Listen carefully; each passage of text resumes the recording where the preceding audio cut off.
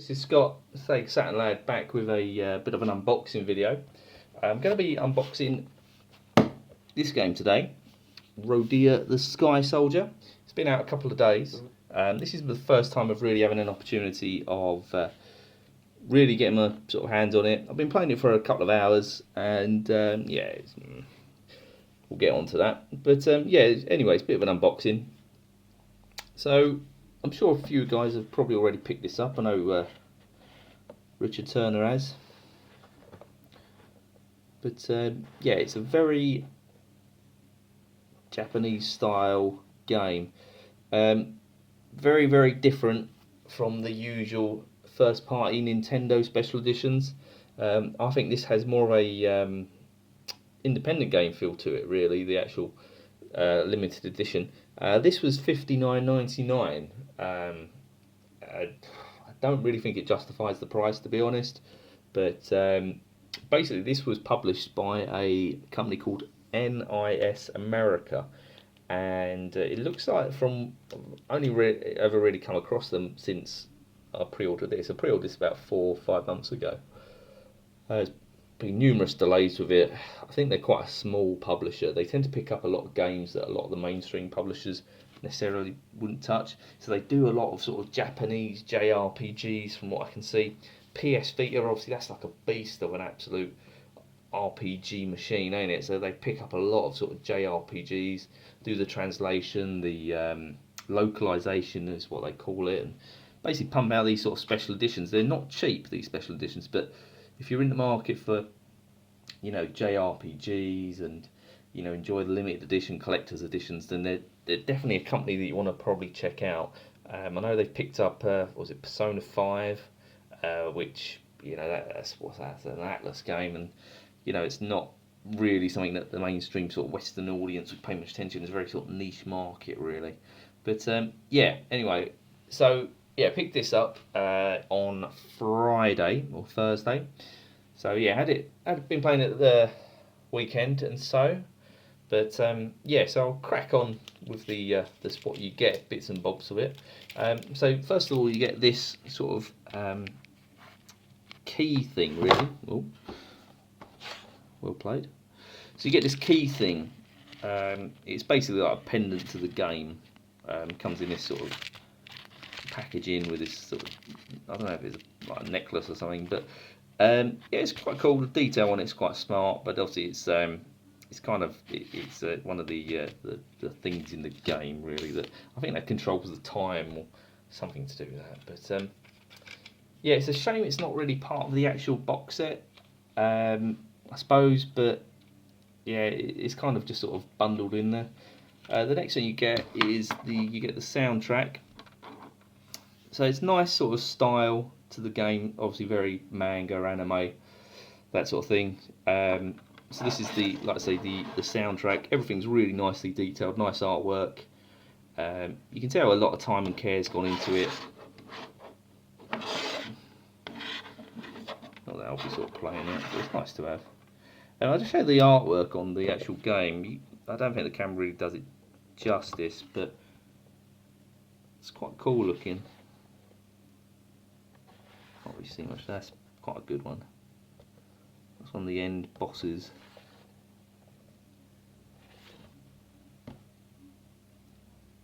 And you get the art book of the game, which is again really cool. Nice artwork.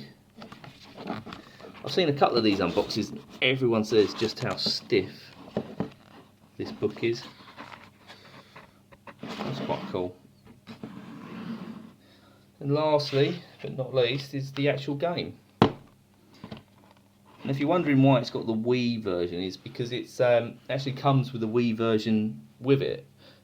Supposedly this is the last sort of proper Wii game that's getting released. I know that you can still pick up the dance nonsense for the Wii, but this is apparently the last game that's really going to come out on the Wii. So I think it will become quite a collector's piece maybe in the future, but judging by how well it's sold, I think it's very, very niche. But I don't know if the demand's going to be there. Maybe for like Wii U collectors. Well, it depends how collectible the Wii U is going to become. But potentially this has got quite a sought after feel to it, really. So yes, it actually comes with a sort of double-sided cover. So on one side you've got the Wii version, and then the other side you've got the Wii U, which is quite cool. So you've got obviously the Wii that side, and the Wii U version that side. It was originally scheduled to actually come the Wii box as well. Was, I suppose, obviously costs dictate, really, don't they? So that's quite cool. I'm not particularly keen on this sort of like cheap ass case that Nintendo have given them. I know it's a double discer. It's got Mario Maker in there at the moment. But yeah, that's the Wii version. It does come with its own manual as well, the Wii version. I wouldn't necessarily call the Wii U version a manual. It's kind of just a piece of paper, whereas the Wii version is actually a proper full-blown manual, really. Yeah, it's cool. I'll stick that back in.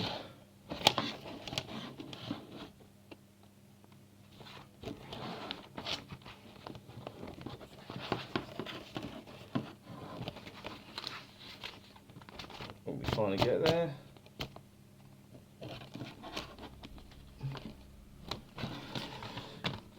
Right, so there we go. That's Rodea the Sky Soldier. So, overall thoughts regarding the game. If I'm honest, I'm quite disappointed with it. It's not great. It's been in development for well over 5 years. It was originally a Wii title. Obviously, by the time they sort of finalised that, the Wii had died, the Wii U came out, so they decided to transport it over to the Wii U, which delayed it further. It's considering I've had it on order for quite some time. The main reason I got it was because it was developed by Yuji Naka, who was the guy who developed Sonic, and he's also done Nights into Dreams, Burning Ranges, all the sort of the Sonic team games. So he's quite a sort of legendary developer, but I think he left Sega about 10 years ago, and since he left Sega, he's just done sort of like, I wouldn't say mishaps of games, but the games have really been sort of disappointing. I think he did Blinks on the original Xbox, which obviously that game wasn't really a great game, had a lot of hype around it, but he just seems to really struggle with games. But it's got a hell of a lot of influences from different games. This one, it is just kind of like a bit of a Sega mashup. It's quite cool and original. You've got. I find that it's got aspects of Panzer Dragoon in it. It's got Space Harrier. I find that it's also got Shadow of the Colossus and Ico. It's also the most obvious one is Nights into Dreams on the Saturn as well. And I also think that it's got aspects of Sonic as well, where you sort of like the linking and the sort of like the rhythm and the flow to it. But it just kind of, it's a bit of a hodgepodge, to be honest. It literally took me about half an hour just to get through the training mission. And it's kind of like, it's meant to design to ease you into the game, nice and gradual and gently, but it's just a complete mess. And every time you screw up, you get back to you get the Wii talking, or the character talking to you, telling you what you have to do, and you're like, you're doing this so many times, but the controls are not clear and very concise. It's really, really difficult to sort of get your head around when you first play it. When you do finally get your head around it, there's a lot of sort of like cheap deaths in it as well. So it's a really sort of frustrating game. It hasn't got the fluidity of, like, say, a Knights or Sonic game, really. It's a disappointing, really, because I really wanted to like it. I really wanted to get into it. Like I say, Yuji Naka, obviously Sega don't don't really do any original sort of games anymore. So obviously this was the closest you're probably going to get to an original Sega release nowadays by an old developer who's started up his own company. But yeah, real sort of missed opportunity as well. The graphics, I wouldn't say they're appalling, but they're really, really shoddy for the Wii U. Really, really shoddy. I know it was originally a Wii game, but it doesn't take effect to the Wii U. I think it uses about 10% of the Wii U's spec. It looks like a Wii game running on the Wii U with slightly upscaled graphics, but even then the graphics are glitchy. The characters are blocky. They're very very sort of PlayStation 2 or Dreamcast, I think. So you're even talking pre-Wii really. Um, Textures are the grass textures. I mean, Halo 1 was the first game that I really remember as having proper looking grass. Whereas you look at this and it looks like something from Minecraft, and it's embarrassing. So it's a real disappointment. Really, really disappointing game. Um, Obviously, graphics don't make a game, but when you're running next gen games on something, the Wii U is obviously not a PS4 or an Xbox One, but it is significantly more powerful than you know last gen consoles, and you expect more. You really do expect more from it, and they haven't utilised it. They really have not. So it's a really sort of shoddy game, I thought. Um, would I get it? No, personally. Like I said, for £60 that this limited edition was, um, I think if you're a Wii collector, you're going to pick it up anyway.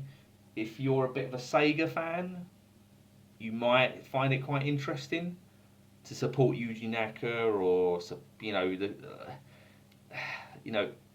But I think it's only going to appeal to those sort of people that really enjoy Japanese style, um, specific Japanese style games, unique sort of games, or collectors really. And I think those are really the only sort of people that it's going to appeal to.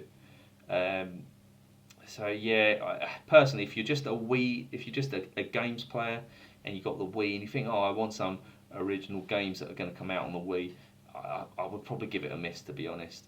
That's why I think with this Devil's Third and the Project Zero, free Wii U exclusives, they've all been a bit shit, to be honest, and they've all sort of been quite missed opportunities.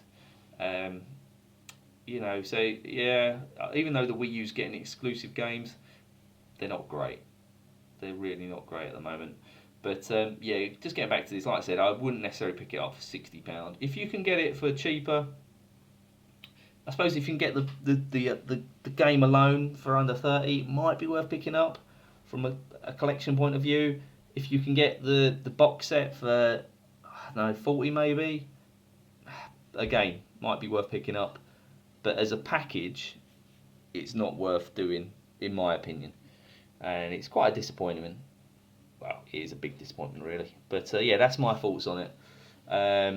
Yeah, it'd be interesting to see if anyone else has picked it up. Like I said, I partially picked it up for the sake of it being a Wii U exclusive, collectible, and also developed by Yuji Naka. But it's yeah, it's just a bit of a stinker, really. So it's a bit of a missed opportunity, unfortunately.